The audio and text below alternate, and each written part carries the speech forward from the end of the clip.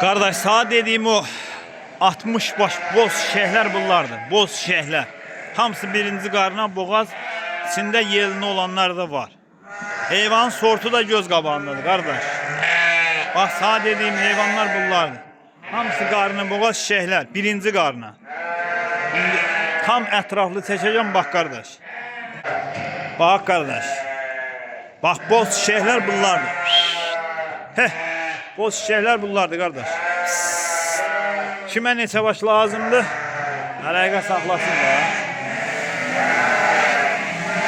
Boz şişəklər bunlardır, boz şişəklər. 60 başdır qardaş. 60 baş boz şişək. Bax. Heyvanın sortu göz qabağında. Belə yerində olanlara bax. Ay maşallah. Bax belə çoxsu qızıl yerin. Bax. Hey. Kardeş bak. Boz şişəklər bunlardır. Dün boz şərə. Heyvanın sortu göz qabağındadır kardeş. Kardeşa, yoldaşa kısmet olmalı heyvan. Bak. Hamısı ağ qazda, ağ qaz. Bak. Bak kardeş. Ağ qazda, ağ qaz. Ay maşallah, ay maşallah. Allah bərəkət versin kardeş. Bir qapının dövləti. Kim istəsə gəlsin, yıxsın, aparsın da. Ay maşallah. Buna bak yetik. Böyle yetiktir. Bak. Yerinin görsen kardeş. Böyle yetikler.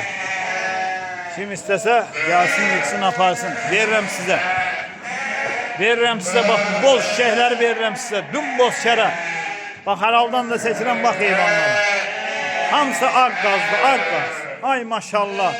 Ay maşallah. Veririm size. Bak bu ağ qazları veririm size. Gelin alın apar. 60 baş heyvandır. Bir kapının heyvanı. Ay maşallah. Buna bak. Hamısı ağ qazdır. Ağ qaz. Buna bak. Heyvan sortu göz qabağında. Da araldan çəkirəm bak. Heyvanın sortuna bakın da.